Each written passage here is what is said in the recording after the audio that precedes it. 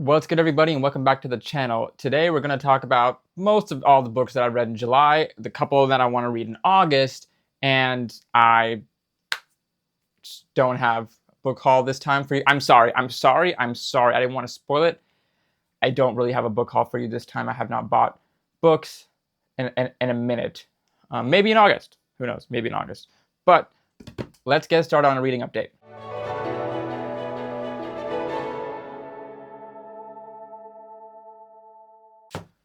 Still making my way through Will of the Many by James Islington. This is part of my book club's reread to get ready for book 2 coming out in November. So I'm reading through 12 to 13 chapters at a time with my book club co-host Tim Fasciola. And then we talk about it for hours live on Book Talk. That is essentially the vibe. And we talked about 2 hours of the first 12 chapters. And so we just finished the rest of part 1, which is the next 12 chapters. And so we're going to cover basically part 1 of the book on Monday, the 28th, I believe, which will be the night before this goes up. But every 2 weeks, we're over there talking about this book in sections. And so if you're reading it, feel free to hop over there and join us, come through, banter, chat, etc. We try to keep it as non-spoiler as possible as well. So if you haven't read the whole thing, we're not trying to like spoil you guys on it. But the reread has been immaculate. I'm picking up on so many things that I didn't pick up on initially, right? Like a couple of things where... So a couple of big things that I've been picking up on when in this reread, right? The father that adopts Vis in this book specifically, his name is Ulcisors. That's what I call him. Apparently the audiobook calls him Alkiscore. I'll show you in front of you how it's actually spelled in the book. That's not Alkiscore to me. That is in no way Alkiscore. Okay, that is Ulcisor. He is like 23 years old. But everybody refers to him like he's like super old, super like ancient of some sorts. And I'm like, what the fuck do you mean? This is like 17. Alkiscore is like 23. At least I'm pretty sure they said he was 23. Like, what the fuck? What do you mean he's old? Like, what is happening here? Lenistia, his secretary, his aide, his right-hand woman, she is blind, and in order to see around her, she uses she imbues or extends her will beyond her body and then re-imbues it within her to get like sensory feedback from things in her environment. She's basically using whale echolocation 200 times a second on average in order to see around her. And I'm like, bro, you're a fucking sexist. What does that mean? How are you so gassed at this shit? You know what I'm saying? So the reread and catching these little details that I didn't catch before when I first read it felt so, it feels so good. And also, we're not rushing it. Like, I'm not trying to read this within a month so I can talk about it in one of these videos. I'm just trying to read through it.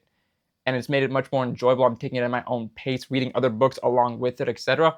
Quite honestly, and a much better reading experience. If you haven't picked up The Will of the Many by James Islington, I highly, highly implore you that you do. It is probably one of the best epic fantasy book ones of all time.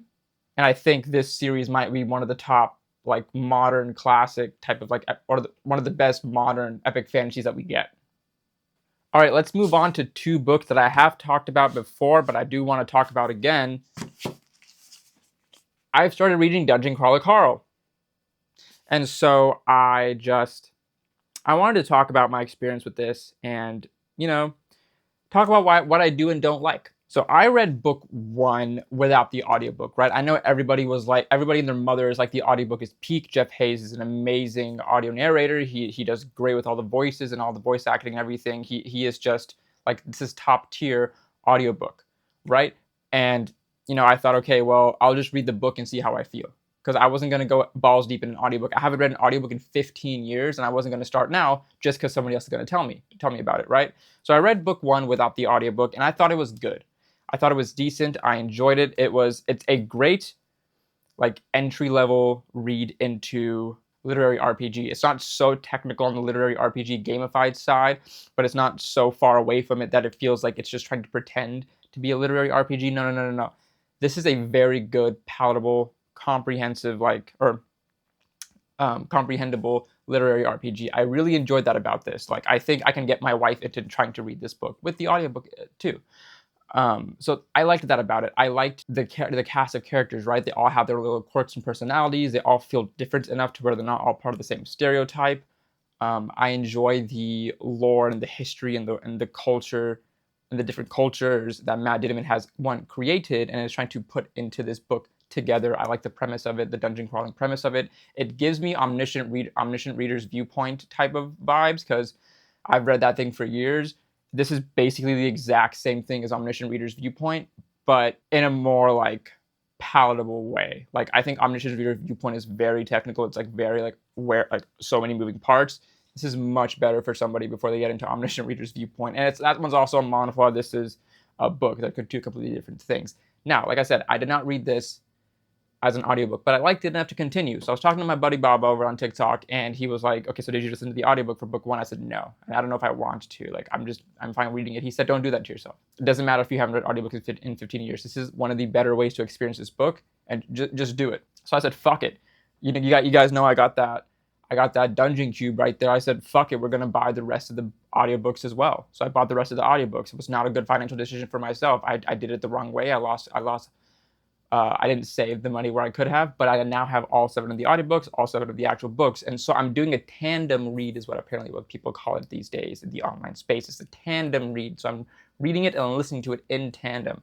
So I did that for Dungeon Crawler Carl Book 2. Now, Dungeon Crawler Carl Book 2, I think, levels up from Book 1 in a one very big way, is the emotional impact that the book has on you as a reader. Matt Dittman is really trying to play up the humanity side of Carl in the way that he's saying, hey, boom, book stacks. He is really trying to play up the humanity side of Carl. He's really trying to show a little bit deeper into Princess Donut, right? There were quite a few bonding moments between Carl and Donut where they thought they were going to die, and they were like, well, I'm so glad that we were in this together, and all these things. Carl is noticing Princess Donut like maturing in front of him in the way that she's talking, the decisions that she's making, etc. He realizes that she's not just a naive, dumb, pretentious cat, right? She actually has sophisticated, mature, and like life-saving thoughts, and she does things for a reason, not just for no reason, things like that, right? So I really appreciate like the way it went. So where book 1 covered floors 1 and 2 of the dungeon, book 2 really only covered floor 3. And in floor 3, they get their new class, they get their race selection, and the corporation has told them that, well, we're speeding up the timeline for all the dungeon floors. And so instead of having like 10 plus days, I think they had like 8 or 9 days or something like that to get through the dungeon or to get to the floor and everything like that. So a lot of twists and turns along this. This is where they get introduced to quests and kind of getting introduced to more of the dungeon native characters that we're going to probably see over time. More lore, more background, they're communicating with other crawlers as well. Same thing they did in book 1, really, but everything just felt better in book 2. Or even when I talk about Dungeon Crawler Carl on TikTok, everybody just says that it gets better, it gets better, it gets better. I will say, the audiobook, yes, it is very good. The audiobook is very, very good. I kid you not, it is very good. I have to listen to it on like 1.7 to 2.0 speed because I can't read as slow as the audiobook speaks. That just makes me so bored. So I have it on 1.7 to 2.0 speed. I still start reading faster than the audiobook, and I have to like slow myself down. What I did do is I read the book with the audiobook, but there were times when I just wanted to sit on my bed and read and not listen to the audiobook. So I just read the text as is, and then I would read to a certain chapter point, and then next time I got back to it, I would just turn on the audiobook and then pick up the audiobook from where I left off in the book and things like that, right? I like that flexibility. I really enjoy that type of reading. And so I think I'll continue to do that for the rest of the books. Mainly because I just didn't want to be tied down to the audiobook every single time I want to read the book, right? I'll listen to the audiobook when I want to chill, when I'm not listening to anything else. Very, very enjoyable read. I will be continuing the rest of the 4 books in August. I don't know how many I'll get through, but I will be continuing on to book 3 here in August. The next reading update that I want to talk about is the fact that I read A Song of Legends Lost by M.H. Allende, and I posted a review on it pretty in detail, and I'll link that here right now.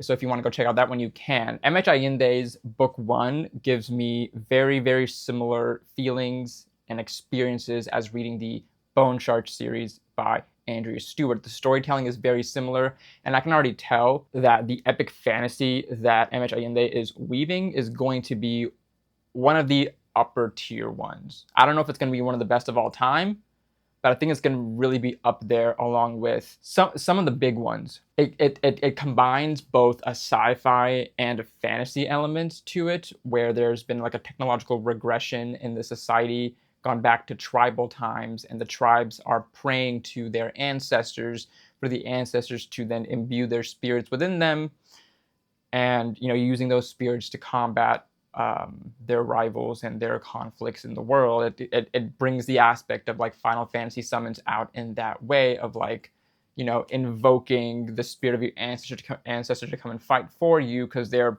fucking badass and you're not. So might as well get somebody else to do your battle for you. What I will say, and what I said in the video before, is the payoff for getting through the first 2 parts of the book to getting into part 3 and 4, the payoffs there were amazing. And by payoffs, I mean the lore payoffs. Because when you get into an epic fantasy and everything's just setting up around you, and you're like, what am I expecting? What am I supposed to be knowing? There's so much knowledge here. There's so much information dump here. I don't know I don't know anything. I'm confused, etc. I don't even know if I like this. I don't know what's happening. I think that's the best way to put it. I don't know what's happening. I'm just along for the ride. But as soon as you get those lore drops, those like, boom, here's the answer moments at the later parts of the book, in this book specifically, same way as Bow and Shark series, when I got to book 3 and there were massive lore drops in there, just at the end of this book in A Song of Legends Lost, the lore payoff from the beginning to the end was so good. It was so good that I will be reading book 2 when it comes out. I will be reading book 2 when it comes out. This is going to be a recommendable book on my list. There's some books that I read that I'm like, I will never recommend someone to read this book. This is a book that I recommend everybody to try. Because you won't know if you like it until you actually start reading it, I promise you. You will not know if you like it until you actually start reading it. I promise you. Oh my god, I did, guys. I read Card Mage Tournament Top Decker at the beginning of this month to get me out of my book slump, right?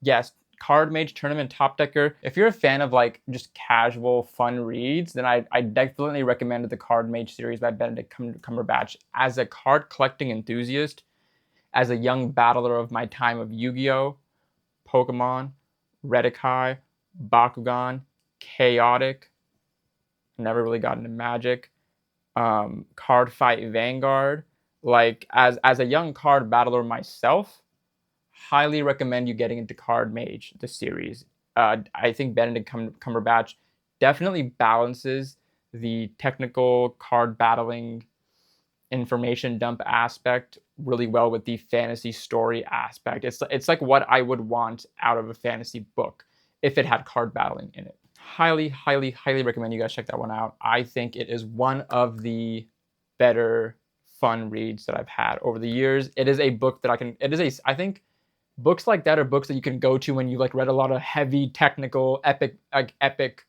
fantasy type books, and then you're trying to like, chill out for a little bit. You don't want to get into another heavy read. You read something light like this. It's fun. You can follow along. You don't really have to pay attention that much, but you can follow along. It's entertaining.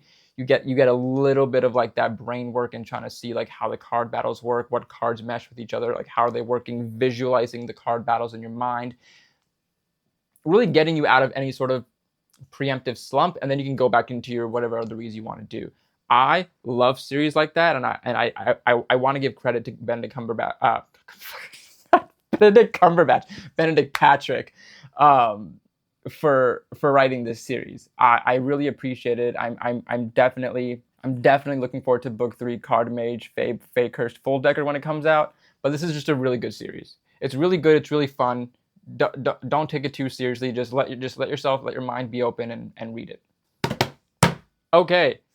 Another book that I will be reading in August, because we got our hands on the arc of an amazing, amazing series, amazing book 2, The Burning Queen by Purna Verma. And I read The Phoenix King back in May, I believe. My co-host Tim Fasiola and I talked about it in our book club. We also talked to Purna Verma about it on our book club as well. We both love this book. He knew why he loves it. I had no clue why I loved it, and I did. So we asked Purna, I was like, yo, listen, fam, Now that we're homies, dap up. Can we get our hands on an arc, please? And she was like, I'll send you the link when it's ready on NetGalley. I was like, send it, and we got approved. So this book comes out in November. It is book 2 of the Ravens trilogy. Book 1 was the Phoenix King. Book 2 is The Burning Queen. Now, I've talked about this book a lot. It's a political fantasy that mixes sci-fi and fantasy elements in this desert kingdom and mixes a lot of other cultures as well. And I'm just looking forward to what the hell is happening in this book, because the way book 1 left off, I don't know where it goes from there. I genuinely don't know. So I'm very looking forward to reading this book. I would probably read this book first. I'm not sure. I'll need like time to dig into this book. I'll need like at least a week to get through the book, I know. So I'm debating if I want to read something light first and then get into it, or just get into it.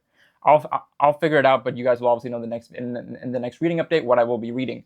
So that is not everything that we are reading this month. There is one more thing that we are reading this month. I didn't even talk about it. The audience book of the month, right? So the audience book of the month for July was a book called Through the Aching Door. It was really bad. I did not like the book. I didn't get through it, right? I got like 30% of the way in. That was like 176 Kindle pages in, and I was like, I can't do it. I really don't care. But the premise, I'll tell you the premise, right? So Rachel with an AE, or sorry, not Rachel, Reagan with an AE has lived with this heavy grief and uncertainty over the missing death of her father for the past 10 years. She's a journalism reporter, and she reports on a lot of crimes throughout the city. And every year on the same time of year, the weekend that the couple of days that her dad went missing, she kind of enters this slump of sorts, this ruminating, grieving slump, and she just kind of has to let it run its course and then get back to her life. So in this slump that she's in, around the same time that her father passed away 10 years ago, there are deaths happening in the city. Now, the weird thing about these deaths is that they are very impractical. They don't make sense. They're illogical deaths. People are drowning in puddles. Quite literally, the puddle that you go outside and step in with your foot, and your foot doesn't even go all the way in. People are suddenly showing up drowning in puddles, and they're like, what's happening? We don't know. Now, you might think, okay, well, are people dying and then are they dying somewhere else and then being put into puddles? The answer is no. There's no movement around them. They're just dying in puddles. What is happening? So Reagan, with an AE, she starts to think a little bit, because she's been given lead on this case, right? And so she starts to think a little bit, like, what could it be? Backtracking, her father was very into folklore, mythologies, and such, and taught her a lot as a kid and before he disappeared. Taught her a lot about Celtic mythologies, right? And in Celtic mythologies, there is a beast called the Kelpie. And Kelpies are water-based creatures that appear through water and take the lives of and eat humans for sustenance. And so she was like, oh my God, is a Kelpie running amok? She really has no basis for this, but she was like, I think there's something weird going on here, and I don't know what it is. So just off her rocker, she says, all right, what's the Kelpie summoning spell? She goes out to a puddle next to her house and summons a fucking Kelpie into her alleyway and says, okay, why are you killing people in my neighborhood? And he's like, it is what we do. We must survive in some way, and this is what we do. And she's like, well, stop it, because this is not okay. Along with that, the aunt she never knew existed comes and finds her and says, Reagan, have you been performing magic? Reagan's like, I don't know what you're talking about. Kelpie over her right shoulder's like, I don't know what she's talking about. And aunt's like, Reagan, with an AE, listen, the protectorate is after you. What? The protector, what it? Like, protect who it? They're not protecting her. Protect him it? Who the fuck is the protectorate, right? So Reagan has now stumbled into the other side of this world, the magical world that her father had been trying to keep her away from by blocking out his entire life and never telling anybody. Like, he is from a magical side of the world, of the realm. He just, told her stories about Celtic mythology and such. All that sounds great. Kind of. It was really boring. And then you add in the Fae King. I was like, okay, so this is where it's going. This is one of those books where there's a Fae King and she's apparently like fated to be a part of this Fae versus humans war, and he and she has to find a way to work with him, and he's not the most inviting and all these things, but somehow they're gonna fall in love. And I was like, you know what? I know where this goes. I don't even care about reading how it goes now. I was like, I know where it goes. I don't care about reading how it goes. So then I dropped it. I was like, honestly, I would rather go read Carl's Doomsday Scenario book 2, which is what I did. You know, I do agree that, okay, Arish, well, you read Insatiable, but you didn't finish Do the Aching Door. I learned my lesson with Insatiable, that I shouldn't read everything that I come across. And so I said, Do the Aching Door is just not the book for me, and therefore I'm not going to read it. But in the same spirit, because I trust that somewhere out there you guys have a good book recommendation for me, we are looking at August's Audience Book of the Month. So these are book recommendations that I've gotten from TikTok and BookTube, not really Instagram because nobody really talks to me on there. Sad face. But we have a wheel spin to do. So here's what we're going to do, right? We are going to spin this wheel, and we're going to figure out what book am I going to read. There's not a ton on here, but we're just going to figure out what book am I going to add to my TBR for August, and see if you guys can actually give me good book recommendations, or should I never trust you again and only trust myself? Did I just drop my water bottle? I did. And we're just going to see how it goes, okay? So we're going to spin here in 3, 2, 1. Now, a lot of people who, when I ask them, like, what book do you want me to read? They're like, I don't know what you like. But they started just recommending me books. So a lot of these are fine. And it turns out that we are reading Chrysalis the Ant Venture. I don't know what this is. I don't look any of these books up. I really let's see what Chrysalis the Ant Venture is, okay? Oh, it's a lit RPG book. Okay, I'll fuck with it. You know what? I love lit RPGs. I really do. They're literally my bread and butter. Chrysalis the Ant Venture begins. What is it about? A man reborn as an ant in a game-like world must learn to survive, level up, and grow his colony to be a force reckoned with. So it's one of those books. Oh my god, have y'all read I Got Turned Into a Spider? Oh my god. Talk about top tier anime of all time. I Got Turned Into a Spider is top tier. And if Chrysalis the Ant Venture is anywhere near I Got Turned Into a Spider, I'm gonna fucking love this book. I'm gonna fucking love this book. It's a 7-book series. Fuck. You know what? We'll give it a try. Maybe I'll read this one next to see if I like it or not. If I don't, I just won't even worry about it for the rest of the month, okay? We are gonna read Chrysalis the Ant Venture Begins as part of August's Audience Book of the Month. So there you have it. Those are all the books that I've read in July, the books that I'm planning to read in August, and other reading updates. Let me know what you guys are reading down below, what you guys would want to recommend me to read based on what I've been reading recently, or you can go back in all the videos. I read everything, right? Epic fantasy, historical fantasy. I don't like historical fantasy. Political fantasy, romanticities. I read literary RPGs. I read nonfiction books, right? I just finished The 5 Types of Wealth by Sahil Bloom, another great book in my opinion, one of the few nonfiction self-improvement books that I would recommend to anybody. But let me know what you think I should be reading next. If you want to join a community of other readers and writers and talk about books, go ahead and join the First Torch book club Discord below. Come through, hang out, chat, etc. Talk about the books that you've been reading. Talk about getting recommendations from other people. We love you in there, and we would love to have you in there. Come through to the Book Talk lives. Those are always fun. I try to go live when I can myself. I just don't get time to, but I try to go live when I can and just chat with people. So if you liked this video, please leave a like and comment below. I will appreciate you, and I will talk to you next time. Peace.